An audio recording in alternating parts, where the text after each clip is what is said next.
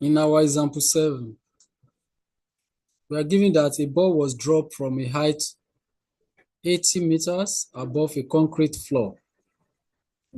It rebounded to the height of half of its previous height at each rebound. After how many bounces is the ball 2.5 meter? This, if it's coming out as under multiple choice question, even though you don't have the idea of application of geometrical progression for it, is something you can still figure out what to do. For example, we have 80 here. The next one, half of 80, we have 40. Half of 40, we have 20. Half of 20, we have 10. Half of 10, we have 5. Half of 5, we have 2.5. So after how many bounces? Previously here, since it's coming from height of, this one does not have bounce. But after this 80, it comes down, we have first bounce. And from that first bounce, it goes to height 40. It comes down again, we have second bounce. It goes to height 20, which is half of the previous height, half of 40. So from there, it comes down again, we have third bounce. It goes up. Then from there, it comes down again, we have fourth bounce. It goes up. From this, it comes back, we have fifth bounce.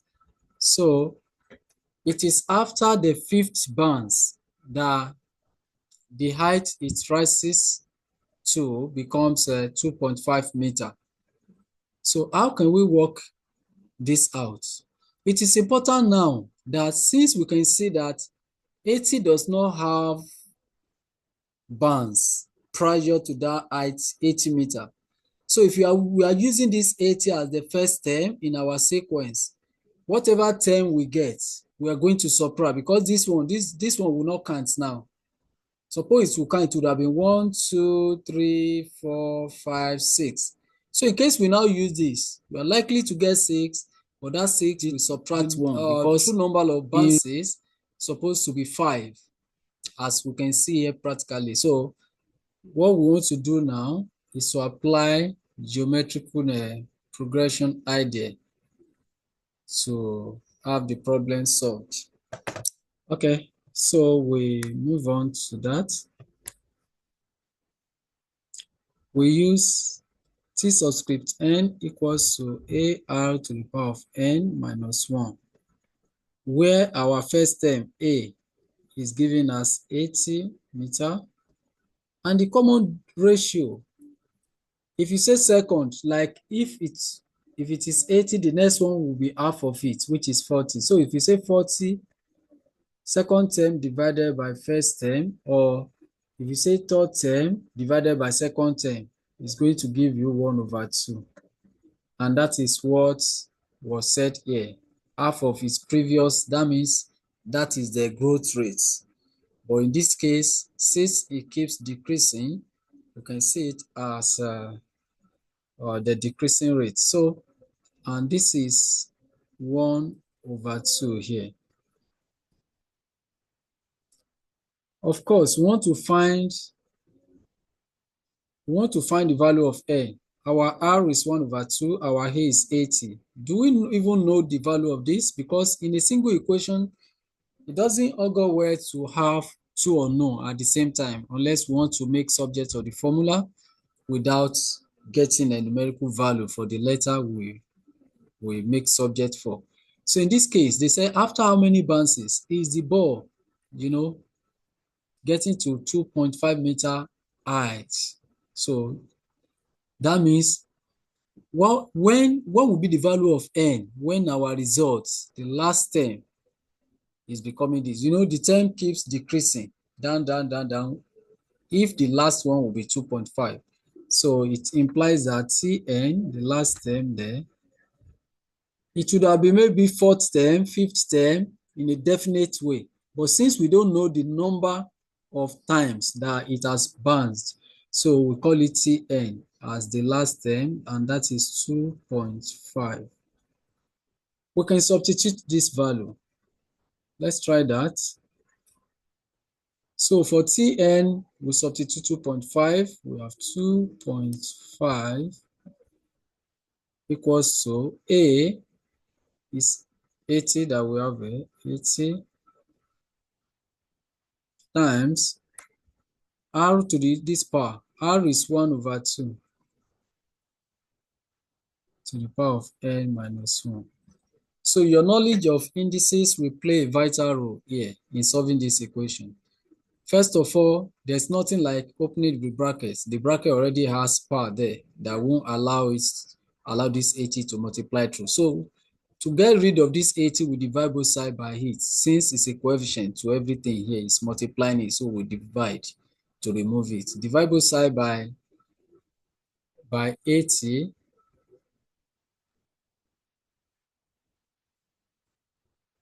Divide both sides by 80. And that should give us, we have 2.5 over 80 equals to the value here, which is 1 over 2. Don't forget the law of indices that says that if you have a to the power of minus negative m, it's the same thing as 1 over a to the power of m. Every negative part, the negative can be expressed as reciprocal. So that's what we want to employ. If you now have 1 over 2, 1 over 2 means 1 over 2 to the power of 1, but this reciprocal can become 2 to the power of negative 1. The reciprocal will become negative for this, to that one there. So, and that's what we want to do to be able to express at the end of the day in power form. We'll do that later anyway. So we have 1 over 2 to the power of n minus 1. But if you divide this, 2.5 divided by 80 using your calculator, 2.5 divided by 80, and this fraction that should give you 1 over 32. 1 over 32 equals to 1 over 2 to the power of n minus 1.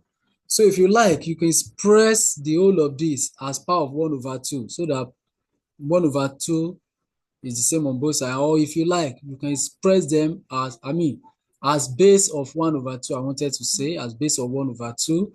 32 is same thing as 1 over, that's 2 to the power of 5, which can become 1 over 2 all to the power of 5.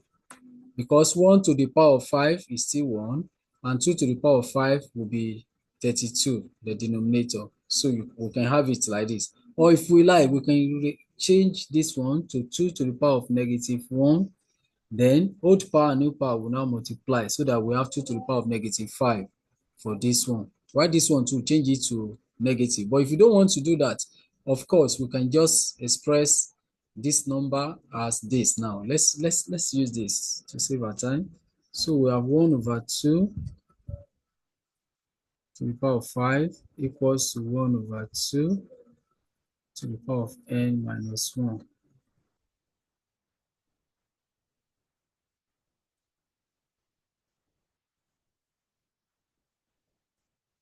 So n minus 1. If you can see now, since the bases are equal on both sides, then we can equate their power. Equate powers means 5 equals to n minus 1. Equate powers. So we write equate powers.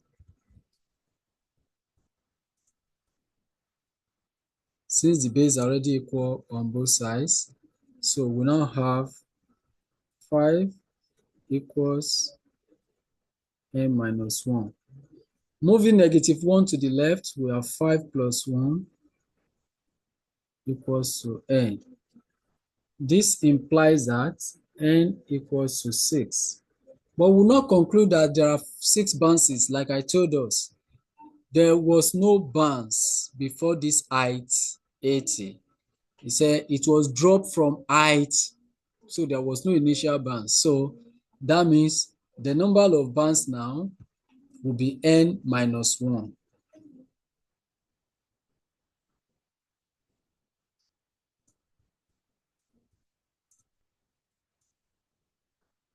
The number of bounces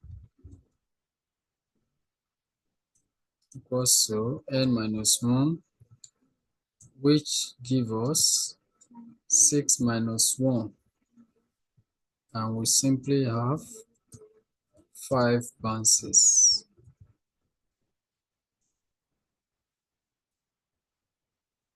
So this is the end of example 7.